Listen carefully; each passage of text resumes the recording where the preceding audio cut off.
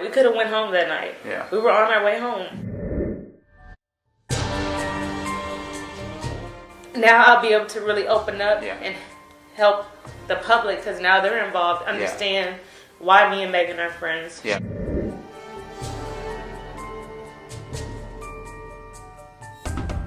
We were on our way home, but she demanded the driver to take us back. And it wasn't because of a sandal. Tory was with Kylie still. Yeah. That's the real reason.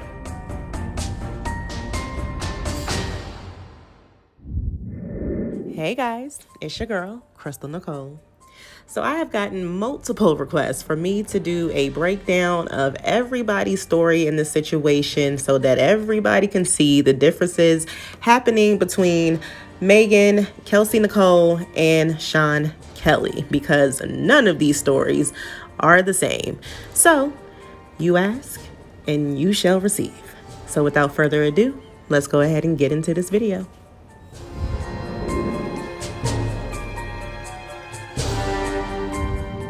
So we're leaving, we're driving, you know, going down the road. Megan is laughing still. It's like an uncontrollable laugh. And just out of curiosity, you know, I want to know what's funny. So I'm like, what is funny? Like, what is going on? And that's when Tory butts in, and he's like, yeah, Megan, why don't you tell your best friend what's so funny? Why don't you tell her how fake you are? And so I'm confused because this was random. And so I said, what? Like, what are you talking about? And Megan's like, Kelsey, don't listen to him. He's just trying to make you mad. And so I'm like, what are you talking about? You know? And, you know, next thing you know, the arguing, you know, began with Tory and Megan. They're arguing, they're taking jabs at each other. He's calling her out her name, definitely calling her like bitches and hoes. And so, you know, I stepped in and I said, you know, you're not going to talk to my friend like that. You know, like, I don't care what y'all got going on, but you're not going to talk to her like that in front of me.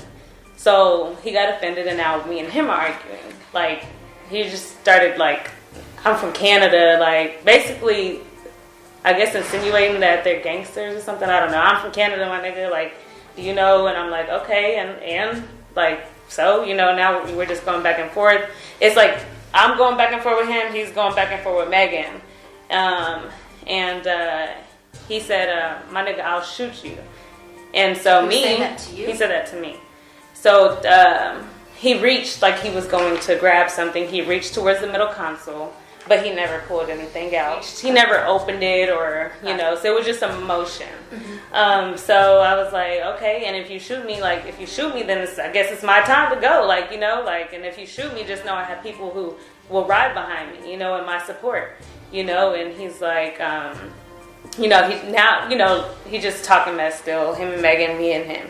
So then Megan, I guess we're on Sunset Boulevard at this time, and Megan demands for Quan to pull the vehicle over. So we pull over, and we're actually by a bus stop. Megan jumps out the vehicle. Tory follows behind her. Quan stays in. I stay in. Because it's just like we're in the middle of a road. Like, we're just arguing. This is, you know. So Tory and Megan, they sit at the bus stop. They have, I don't know what conversation they had, a conversation if any. But when they got back in the vehicle, it was calm. So it was calm. Everybody was calm. Tory then began to apologize to me. And he's just like, I'm sorry, Kelsey, you're just a real ass nigga, and I had to tell you. You know, and I'm like, what? An apology. Right, and so I'm like, but he's saying it loud. And so Megan can hear this. So that kind of stirred her back up. So now they're arguing back together. At this point, it's uncontrollable. Can't stop it. And do you remember anything at this point that was being said between them? At this point, they're arguing about each other's artistry as a career as an artist. She's telling him, like, you're only this and that because you're on a remix with Jack Harlow.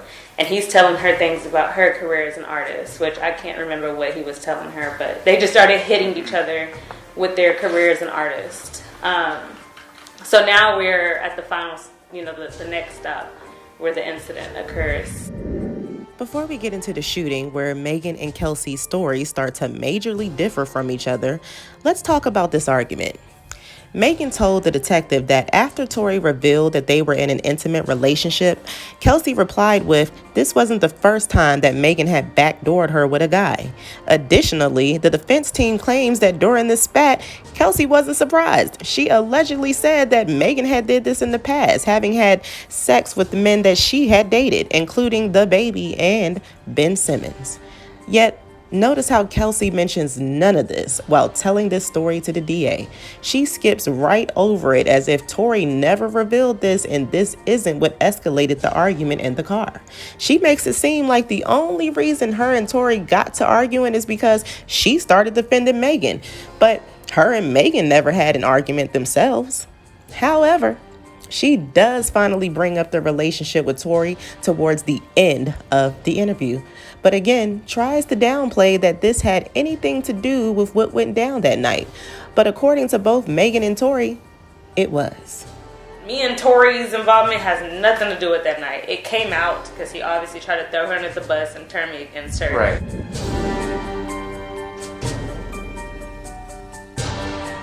And this time Tory demands Quan to let us out. He's like, let these hoes out, let these bitches out the car. This is my car. And so we're like, okay. Like, okay, we'll get out. So he pulled the car over and everything here transpires. Megan jumps out of her seat, which is the front seat. I open up my door, which I'm behind Megan. I get out of my side, and no sooner do you know, you start hearing gunshots going on. I look up maybe at the second or third gunshot. That's when I look up. You're listening to Street TV. And you see Tory. He's now in the front seat. I guess he must have jumped over. It was very smooth transition because we didn't hear it. I didn't hear it. He's shooting over the top of the door. So over the top of the door would be the rear passenger door? The right front passenger. So here's the problem with the story that Kelsey just gave. I get out. I'm walking away. This nigga from out the backseat of the car, started shooting me. Megan told the detective that she wanted to get out of the car. So she got out and she started walking towards the rear of the vehicle. When she heard Tory yelling, "Dance, be dance," and observed him start to shoot at her from outside of the rear door where Kelsey had been sitting at. And she doesn't know where Kelsey was at the time. She does not see her. Her attention was all on Tory, who's shooting her from out of the back seat of the car. So then Kelsey comes out and says, no, that's not what happened. Tory jumped from the back seat to the front seat and then climbed out the front seat and started shooting at Megan from over top of the front passenger door because Megan is now walking towards the front of the vehicle. Oh, and she never hears Tory say anything at all, especially not dance, be dance. Let's continue. Again, as I said, he must have jumped, or I don't know how he did it because it was very smooth. And he was leaning over the front passenger door, and she was shooting the gun. So she was walking away when this happened, but by the third, fourth shot, and by the time I look up, she's facing towards us, and I've described it like a deer in headlights. I'm short. I'm 4'11". The vehicle is kind of a little raised up, higher than me, so I can't really see. I can only see from her chest up. That's all I can see. But the way Tory was angling the gun is kind of like, it wasn't like straight. It was like, down. Mm-hmm. It was down in her direction? Definitely in her direction. In the air. So let's pause here. Thanks to Kelsey's in the air slip up, it brings us back to Sean Kelly, the witness who saw a physical fight happening between Megan and Kelsey before shots were fired. He also stated that Tory had been firing into the air. I mean, everywhere into the air. Yet, we still have multiple people claiming that this was never said. Well, if it wasn't, explain why that's the exact same thing that was being reported the very next day after this incident occurred by multiple outlets. People reported loud arguing, shots being fired into the air before an SUV fled the scene. So speaking of Sean Kelly, people keep bringing this part up during trial where he was asked if he saw Tory holding a gun in his hand, and he replied with yes, while conveniently ignoring where he turned around and stated that he never saw a gun, only saw flashes that originated with the girls first and then Tory after he joined the fray.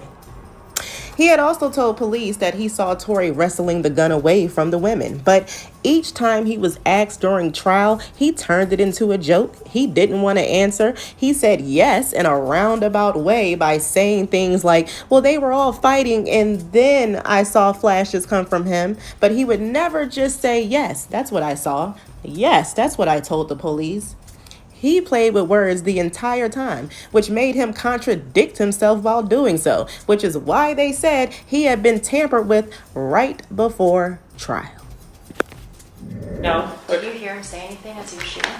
He did not say anything. Okay. There was no words at that point, you know. I can't tell you guys where Tory pulled the gun from. Like I said, the motion when he first threatened me was middle console, but I don't know if that's where the gun was. By the time I get back into, like, you know, I snap, Megan had either crawled or walked or limped over to, she's in a driveway.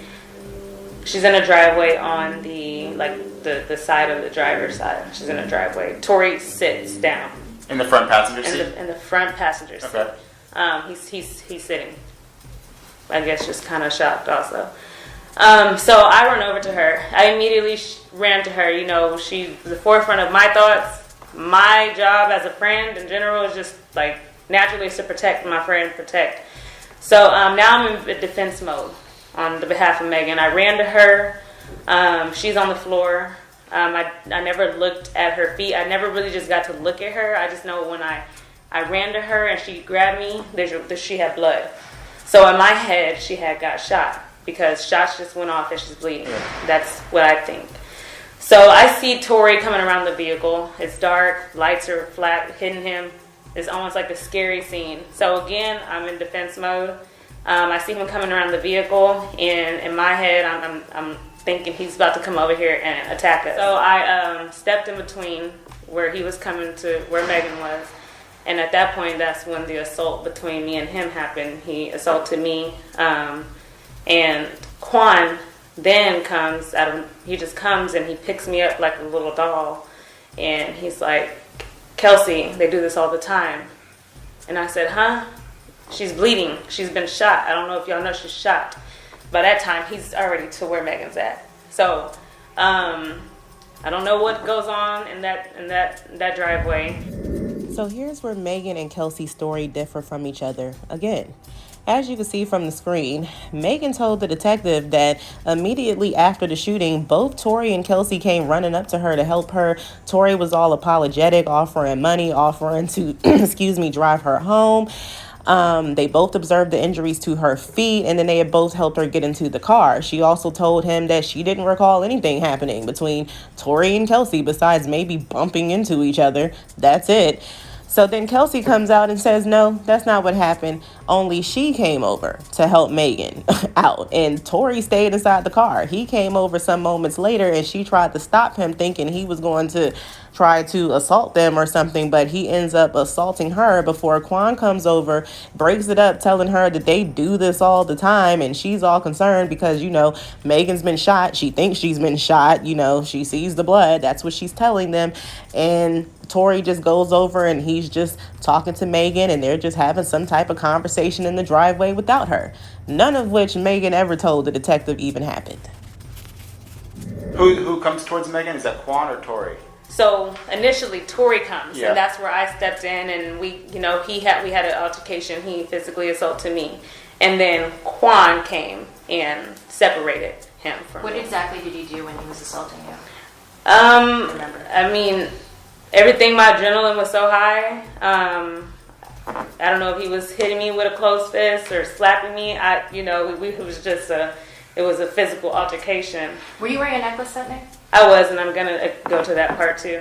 So I'm still in defense mode. I'm still in, like, I gotta You're protect listening her. to Street TV. So I look up and I see the vehicle is in the middle of the road and it's on. The door is open. So my initial reaction is to cause a distraction, and I jumped into the vehicle and I threw it in jerk, and it worked. What does that mean? I just like jerked it, made it move, Okay. made it like move just to get him away from Megan. Because in my head I'm thinking he's over here gonna just attack. So you got in the driver's seat of the car and moved it and a I little jerked. I made it jerk. Okay. I didn't even move it. It didn't even drive or anything. I just made it jerk. Okay.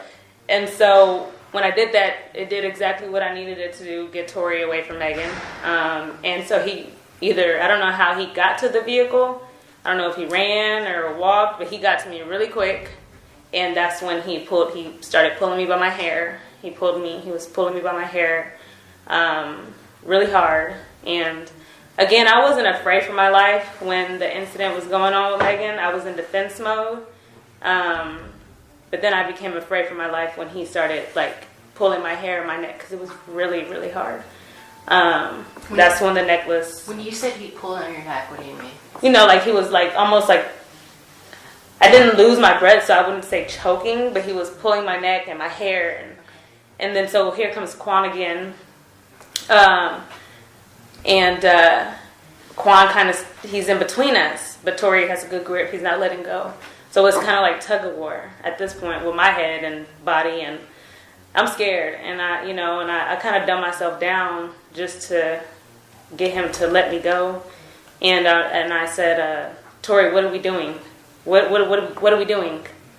And when I said that, he released. He let go. So here's the problem with this alleged fight that went down between Tory and Kelsey.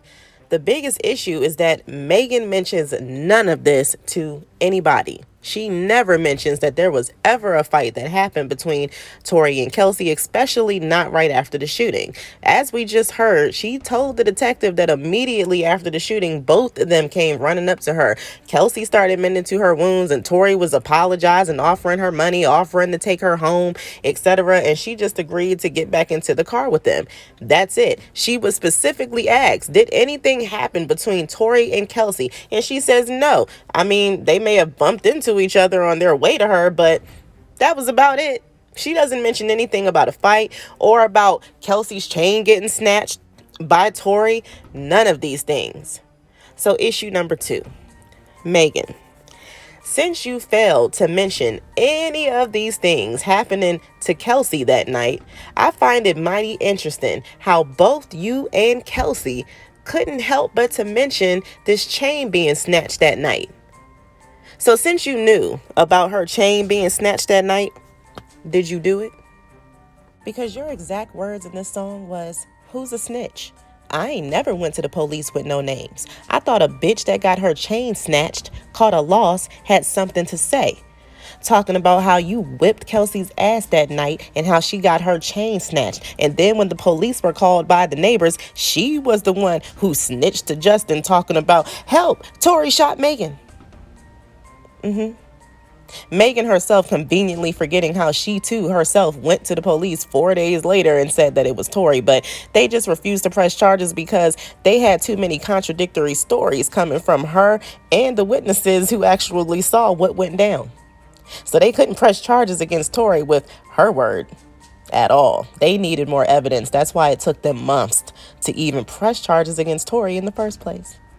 But anyway, Kelsey responded to Megan's little diss right here and said, I got my chain snatched? Damn, there you go, lying.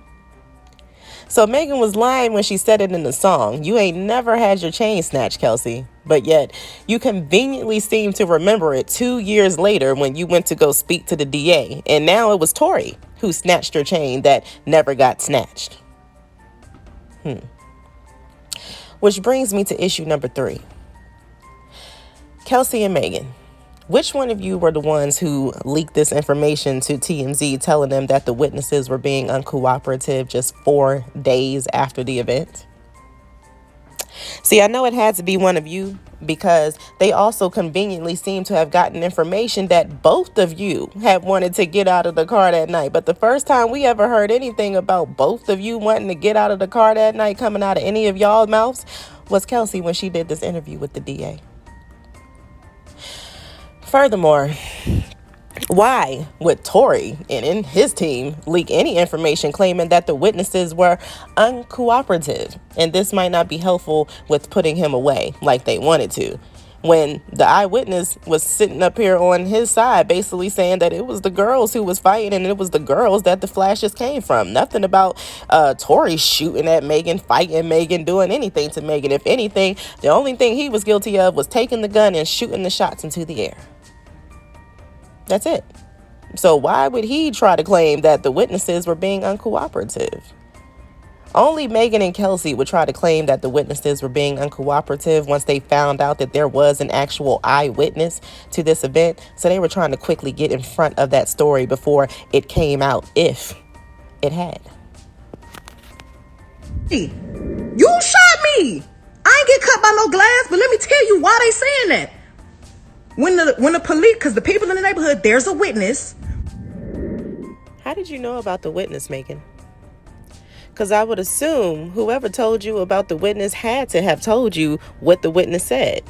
And if you had heard what the witness said, why was you throwing it out here during this live as if there was a witness who was going to back up your version of events when that never ever happened?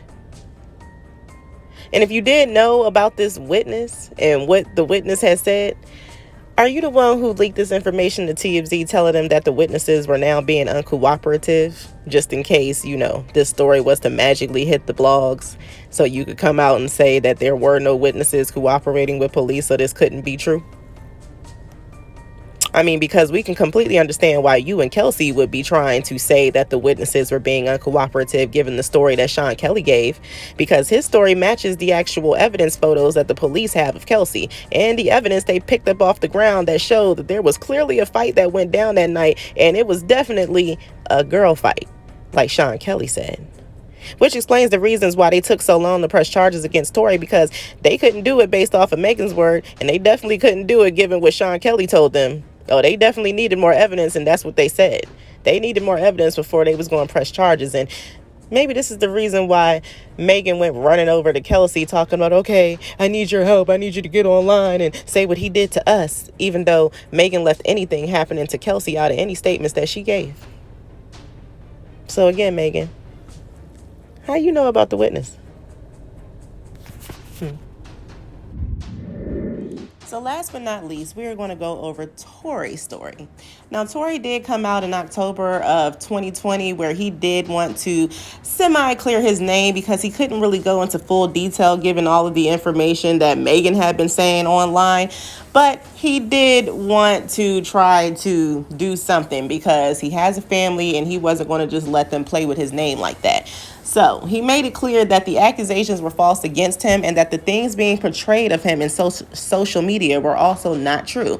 And he made it very clear that he still considered Megan his friend. As crazy as that sounded, he was not trying to bash her when he did this live, but he wanted to clear his name. He couldn't go into much detail because of the accusations already made by Megan, and feeling like if he said what he really wanted to say, it would just make him look more guilty with the narratives they were already spinning about him. And he said that protecting black women does not mean stop protecting black men. That's the narrative that he was not in agreement with. He then goes through a timeline of events of that night from, basically when they got pulled over, this and that. He admits that the video made them all look bad. He talks about how he knows Megan and how he knows all that she has gone through, all that she goes through, and how Megan isn't used to people dragging her like they were after details of the night started coming out and people started saying Megan was a drunk, she had hit Tory, etc., etc. There were a lot of rumors and speculation happening, and he was like, the internet is just an evil place. They really were bashing her and questioning her about the things that she was putting out there, and he wanted to, come to her defense a little bit, but if he came to her defense, like he said, it would just make him look guilty. People would just start trying to claim that he was trying to take the attention off of him, I guess. So outside of that, Tory asked Megan a lot of questions about what she was saying on social media, and Tory was not the only one who asked these exact same questions at all. He never came online and said that she wasn't shot, that she was just straight lying about all of this, but he was saying that the story that she was getting given did not make any sense, and maybe a lot of us need to pay a little bit more attention to what she was actually saying. So, one of the questions that he asked Megan was, why would Megan get back into the car with him after he had did all of this, if he had did all of this? And that's a good question. And that question goes for Kelsey too. Kelsey and Megan, why would y'all get back into the car with Tory if he did all of this to both of you? 2, how did she get shot in both feet but didn't hit any bones or tendons? Where was the entry-exit wound? Where was the image of the second foot? How do you know who shot you if you was walking away facing the opposite direction? How did nobody notice that you were shot that night? Not the police, the paramedics, or the initial doctor who treated you and said that your wound was consistent with the glass wound and that it was superficial. How's that possible?